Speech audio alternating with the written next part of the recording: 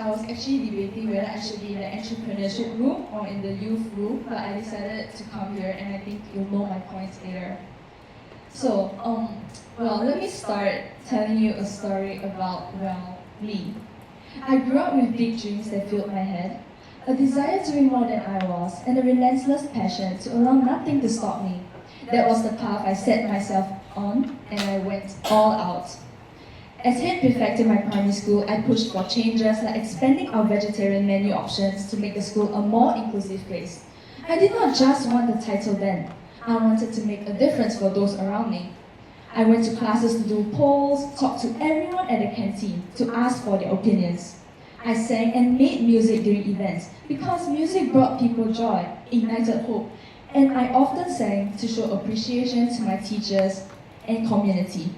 From there, I got into volunteering at elderly homes, teaching disadvantaged children. Attachments after attachment, I did double science attachments, I did Olympiads, I did tons of things.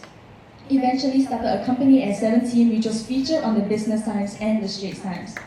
Amazing, wasn't it? As you can tell, my monologue was inspiring at the start. I stopped to share my passions, I stopped to share my reflections. But after that, I simply started listening, didn't I? And that is exactly the point I am getting at. After a while, I started doing things for the sake of doing them. On the outside, I really was achieving my dreams, singing on national stages, being featured in newspapers, achieving one thing after another. Yet, I was less driven, less passionate, less inspired. Inside, I felt empty and hollow. And every achievement became, a passing amusement, and every failure felt like the biggest blow. I had become the girl I had imagined since I was born. So not when I was born, I was 7. And when I was born, I cannot imagine yet. But the truth is, I could not have been more different than the girl I once was. Volunteering became less about the experience and more about the hours I clocked. I clocked like 200, 300, but meaning, faded. I started off wanting to build something to empower youth to build their dream careers. But now, we hold so many big-scale events with flashy sponsors and big venues. But at the events we held, with so many people, how many did I actually talk to?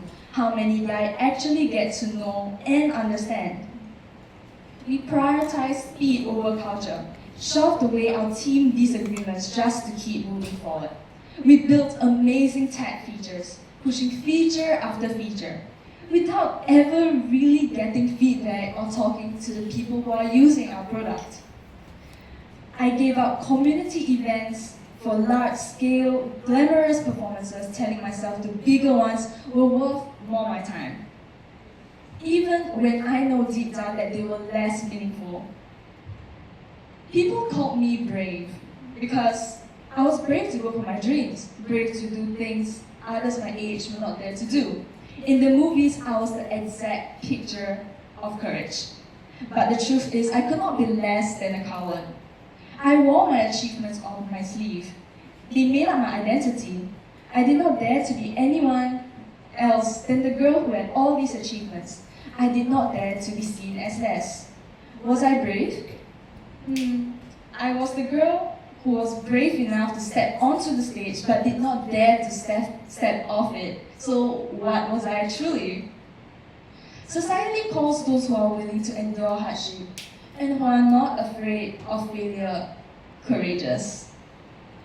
And we look up to these people, we want to be like them. I have given many speeches about being brave enough to go for your dreams and persevere through the challenges. I will always advocate for that unyielding spirit because I have experienced it and it is beautiful. But today, I wish to speak about a less championed version of courage. The courage to step down from the stage to pursue true meaning. Look around us, we have many, many courageous people, but they are unseen and unapplauded. These people show up in ways that matter most, dare I say, more than those who win awards do.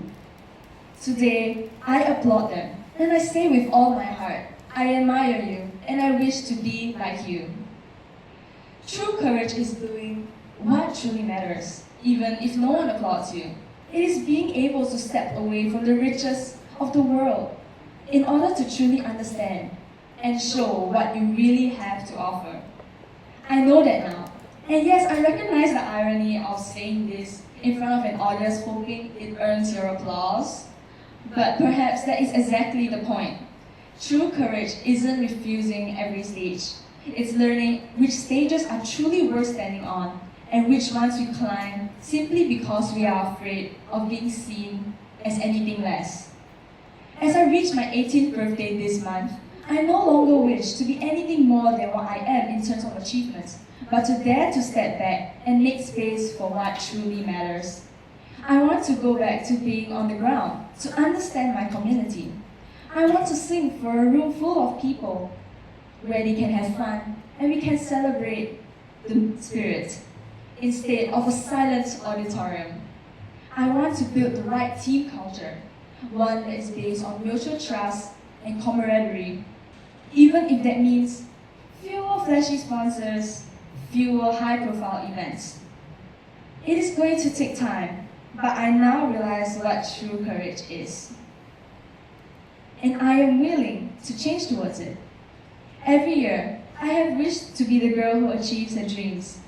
But now, I wish only to be the 7-year-old girl who had the purest intentions, who wanted to do good, who wanted and believed that purpose and heart would get her very far.